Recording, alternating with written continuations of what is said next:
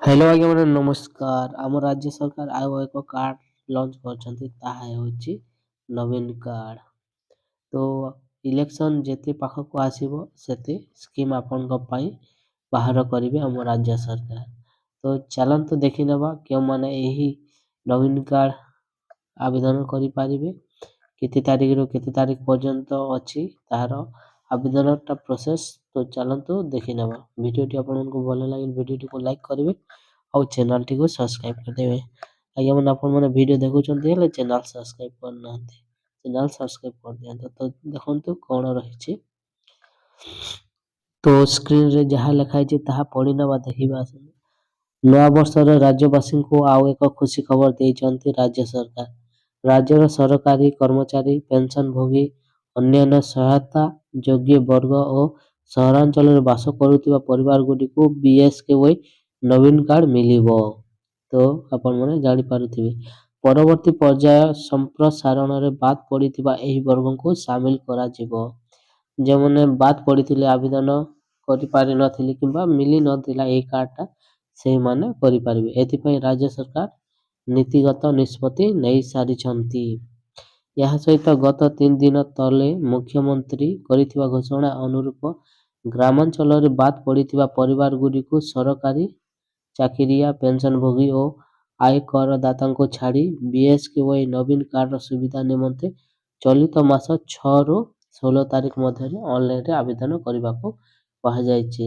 ତ ଆପଣମାନେ ଦେଖନ୍ତୁ, ପଢ଼ିନିଅ, ଆପଣମାନେ ସ୍କ୍ରିନଶଟ୍ ମଧ୍ୟ ରଖିପାରିବେ। ତ ଦେଖନ୍ତୁ, ବିଜୁ ସ୍ୱାସ୍ଥ୍ୟ କଲ୍ୟାଣ ଯୋଜନାରେ ନବୀନ କାର୍ଡ ପାଇଁ ଚଳିତ ମାସ 6 ତାରିଖରୁ ଅନଲାଇନ ଆବେଦନ ଆରମ୍ଭ ହେବ। ଏହି ଅନଲାଇନ ଆବେଦନର ଶେଷ ତାରିଖ ହେଉଛି 16 ତାରିଖ ପର୍ଯ୍ୟନ୍ତ ଅଛି, ଜାନୁଆରୀ 16। ଏଥିପାଇଁ ରାଜ୍ୟ ସରକାର ଏକ ସ୍ୱତନ୍ତ୍ର ୱେବସାଇଟ୍, ଯୋଉଟାକି ପୋର୍ଟାଲ ଲଞ୍ଚ କରିଛନ୍ତି। ଆଉ ଲୋକଙ୍କ ମଧ୍ୟରେ ସଚେତନତା ସୃଷ୍ଟି କରିବାକୁ ମଧ୍ୟ ପ୍ରତ୍ୟେକ ଜିଲ୍ଲାକୁ ଅର୍ଥ ବରାଦ କରିଛନ୍ତି। ତ ଆଜ୍ଞା ମାନେ ସମସ୍ତେ ଜାଣିବେ ବୋଲି ଗୋଟେ ଯେତେଟି ଜିଲ୍ଲା ଅଛି ସେଇ ସମସ୍ତ ଜିଲ୍ଲାକୁ ସୂଚନା ଦିଆଯାଇଛି କି ସମସ୍ତଙ୍କୁ ଲୋକମାନଙ୍କୁ ଖବର ପହଞ୍ଚେଇବାକୁ କୁହାଯାଇଛି। ଗତ ସପ୍ତାହରେ ରାଜ୍ୟ ସରକାର ବିଜୁ ସ୍ୱାସ୍ଥ୍ୟ କଲ୍ୟାଣ ଯୋଜନା ବିଏସକେୱାଇରେ ବାଦ୍ ପଡ଼ିଥିବା ଗ୍ରାମାଞ୍ଚଳ ପରିବାର ନିମନ୍ତେ ବିଏସକେୱାଇ ନବୀନ କାର୍ଡ ଘୋଷଣା କରିଥିଲେ।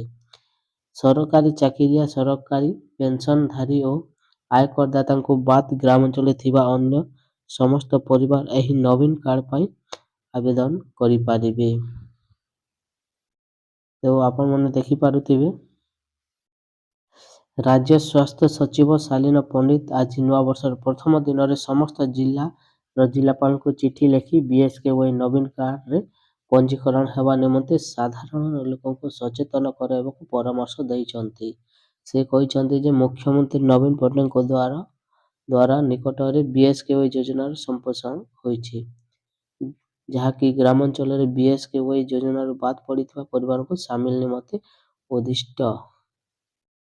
ତ ଗ୍ରାମାଞ୍ଚଳରେ ଥିବା ସରକାରୀ କର୍ମଚାରୀ ଓ ସରକାରୀ ପେନସନଭୋଗୀ ଓ ଆୟକରଦାତାଙ୍କୁ ବାଦ୍ ଦେଲେ ଅନ୍ୟ ସମସ୍ତ ପରିବାର ଏହି କାର୍ଡ ନିମନ୍ତେ ଯୋଗ୍ୟ ବିବେଚିତ ହେବେ। ଯୋଗ୍ୟ ପରିବାର ବିଏସକେୱାଇ ନବୀନ କାର୍ଡ ନିମନ୍ତେ ଅନଲାଇନ ମୋଡରେ ଆବେଦନ କରିପାରିବେ। ଏଥିପାଇଁ ବିଏସକେୱାଇ navin.odisha.gov.in ନାମରେ ଏହି ୱେବ ପୋର୍ଟାଲ କାର୍ଯ୍ୟକ୍ଷମ ହେବ। ଏହି ପୋର୍ଟାଲରେ ଜାନୁଆରୀ 6ରୁ 16 ତାରିଖ ମଧ୍ୟରେ ଅନଲାଇନ ପଞ୍ଜୀକରଣ କରିପାରିବେ। ତ ଆପଣମାନେ ଜାଣିପାରିଥିବେ, 6 ତାରିଖରୁ 16 ତାରିଖ ପର୍ଯ୍ୟନ୍ତ ଆପଣମାନେ ଆବେଦନ କରିପାରିବେ। ଏହା ସହିତ ମିଶନ ଶକ୍ତି, ପଞ୍ଚାୟତିରାଜ, ମହିଳା ଓ ଶିଶୁ ବିକାଶ, ସ୍କୁଲ ଓ ଗଣଶିକ୍ଷା, ସ୍ୱାସ୍ଥ୍ୟ ପରିବାର କଲ୍ୟାଣ ବିଭାଗର ଜିଲ୍ଲା ଓ ସବ୍ ଡିଭିଜନ ସ୍ତରରେ ଅଧିକାରୀମାନଙ୍କ ମାଧ୍ୟମରେ ଏହି ସଚେତନତା କାର୍ଯ୍ୟକ୍ରମ ସମସ୍ତ ପଞ୍ଚାୟତରେ କରିବାକୁ କୁହାଯାଇଛି। ତ ଆଜ୍ଞା ମାନେ ଯେତେ ବି ଅଛନ୍ତି ପଞ୍ଚାୟତ ଅଣ୍ଡରରେ, ଯୋଉଟାକି ମିଶନ ଶକ୍ତି, ପଞ୍ଚାୟତିରାଜ, ମହିଳା ଓ ଶିଶୁ ବିକାଶ, ସ୍କୁଲ, ଗଣଶିକ୍ଷା, ସ୍ୱାସ୍ଥ୍ୟ ପରିବାର, ଏ ସମସ୍ତଙ୍କୁ ସଚେତନ କରାଯାଇଛି କି ନିଜର ଏରିଆରେ ସମସ୍ତଙ୍କୁ ଜଣାଇବା ପାଇଁ। ଏହି ସଚେତନ ନିମନ୍ତେ ପ୍ରତି ଜିଲ୍ଲାକୁ 1 ଲକ୍ଷ ଟଙ୍କା ମଧ୍ୟରେ ଯୋଗାଇ ଦିଆଯାଇଛି। ସଚେତନ ପାଇଁ ପ୍ରତ୍ୟେକ ଜିଲ୍ଲାକୁ 1 ଲକ୍ଷ ଟଙ୍କା ଯୋଗାଇ ଦିଆଯାଇଛି, ଆଲାଉନ୍ସ ଯୋଉ କରସନ୍ ସେହିପରି। ତ ଆପଣମାନେ ଦେଖନ୍ତୁ, 2ଟି ଉପାୟରେ ଆବେଦନ କରିପାରିବେ। ନିଜେ ବ୍ୟକ୍ତିଗତ ଭାବେ ପଞ୍ଜୀକରଣ ଏବଂ ମୋ ସେବା କେନ୍ଦ୍ର ମାଧ୍ୟମରେ ପଞ୍ଜୀକରଣ କରିପାରିବେ। ଆପଣ ନିଜେ ମଧ୍ୟ କରିପାରିବେ। ଯଦି ଆପଣ ନେଇ ଜାଣିପାରିଲେ ମୋ ସେବା କେନ୍ଦ୍ରକୁ ଯାଇ କରିପାରିବେ। ପୂର୍ବରୁ ଯେମାନଙ୍କର BSKY କାର୍ଡ଼ ଅଛି ସେମାନେ ଏଥିପାଇଁ ଆବେଦନ କରିବାର ଆବଶ୍ୟକତା ନାହିଁ। ଯେମାନଙ୍କର BSKY କାର୍ଡ଼ ଅଛି ସେମାନେ ଆବେଦନ କରିବେ ନାହିଁ। ନବୀନ କାର୍ଡ଼ ପାଇଁ ପରିବାର ମୁଖ୍ୟଙ୍କ ନାମରେ ପଞ୍ଜୀକରଣ ଆବଶ୍ୟକତା ରହିଛି। ନବୀନ କାର୍ଡ଼ ପାଇଁ ପରିବାର ମୁଖ୍ୟଙ୍କ ନାମରେ ପଞ୍ଜୀକରଣର ଆବଶ୍ୟକତା ରହିଛି। ଗୋଟିଏ ପରିବାର 18 ବର୍ଷ ବୟସରୁ ଉର୍ଦ୍ଧ୍ୱ ଯେକୌଣସି ସଦସ୍ୟ ଏହି ନବୀନ କାର୍ଡ଼ ପାଇଁ ପରିବାର ପକ୍ଷକୁ ଆବେଦନ କରିପାରିବେ। ଦରଖାସ୍ତଙ୍କ ଆଧାର ଭିତ୍ତିକ eKYC ବାଧ୍ୟତାମୂଳକ। 18 ବର୍ଷ ବୟସରୁ ସବୁ ସଦସ୍ୟଙ୍କ ଭୋଟ ପରିଚୟ ପତ୍ର ମଧ୍ୟ ବାଧ୍ୟତାମୂଳକ। ଯୋଗାଯୋଗ ନିମନ୍ତେ ପରିବାର ମୁଖ୍ୟଙ୍କ ସକ୍ରିୟ ମୋବାଇଲ ନମ୍ବର, ସଦ୍ୟତମ ଫଟୋ, 5 ବର୍ଷରୁ କମ୍ ପିଲା ସମେତ ସମସ୍ତଙ୍କର ଆଧାର କାର୍ଡ଼ ଓ 5 ବର୍ଷରୁ କମ୍ ବୟସର ପିଲା ଥିଲେ ଜୁନ 30 ତାରିଖ ସୁଦ୍ଧା ଆଧାର ନମ୍ବର ଦାଖଲ ପାଇଁ ଏହା ଅଣ୍ଡରଟେକିଂ ଦେବାକୁ ପଡ଼ିବ। ଏହି BSKY ନବୀନ କାର୍ଡ଼ରେ ପ୍ରତି ପରିବାର ପାଇଁ ବାର୍ଷିକ 5 ଲକ୍ଷ ଟଙ୍କା ଓ ମହିଳା ସଦସ୍ୟଙ୍କ ପାଇଁ 10 ଲକ୍ଷ ଟଙ୍କା ପର୍ଯ୍ୟନ୍ତ ମାଗଣା ଚିକିତ୍ସା ପ୍ରାବଧାନ କରାଯାଇଛି। BSKY ନବୀନ କାର୍ଡ଼ ମାଧ୍ୟମରେ ଏହି ସୁବିଧା 2024 ମେ 1 ତାରିଖରୁ ମିଳିବ।